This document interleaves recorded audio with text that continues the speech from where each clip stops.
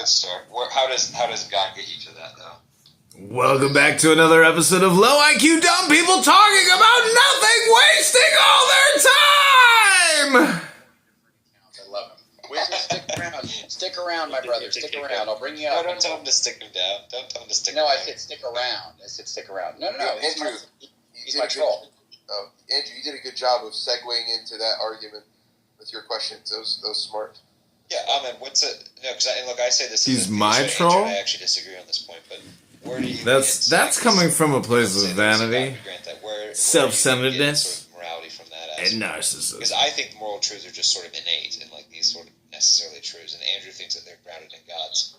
Well, I would say God too. I'd say that because I'm watching a Muslim say that online. I'll be honest. I don't.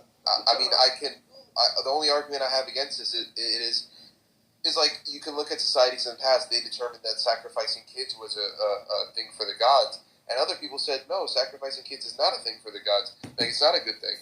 So in that way, it becomes subjective. And if you didn't have a God declaring "Thou shalt not murder," I think you would still be stuck between a go to the gym, fat. Because these people say this, these people say that. We don't know.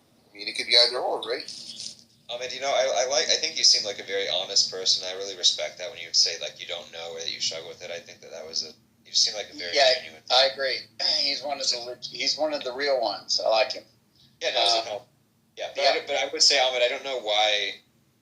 Like, we could look at the world and say people used to believe that the Earth was flat. Some people still do, but you can look and see that people thought the Earth was the center of the universe, or that there was a dome over the atmosphere, or whatever. Right? A lot of things that we now know are false. So I'm not really sure. I guess if we're going to treat moral truths like they're almost scientific truths, I don't know why the fact that some people in the past, or a lot of people in the past, happen to believe it is really relevant. I think that you could say, yes, we learn and grow over time, and we've hence learned a lot about human psychology and human nature, and that's informed our morals, just like learning about the natural world has informed our science, right? It sort of seems like a one-to-one comparison to me. I don't get what you're saying. I think Neil deGrasse Tyson was put it best when he was describing there's types of truths in this world. There's personal truth, there's political truth, and there's objective truth. And personal is just for personal stuff and more personal preferences and tendencies, and then you got political, which is just the repetitions of our cultures and traditions, and that's about it. And then you have objective truth, which is based in science and facts. But in a kind of sense, both your personal truth and political truth become the lenses in which you observe objective truth. And that's why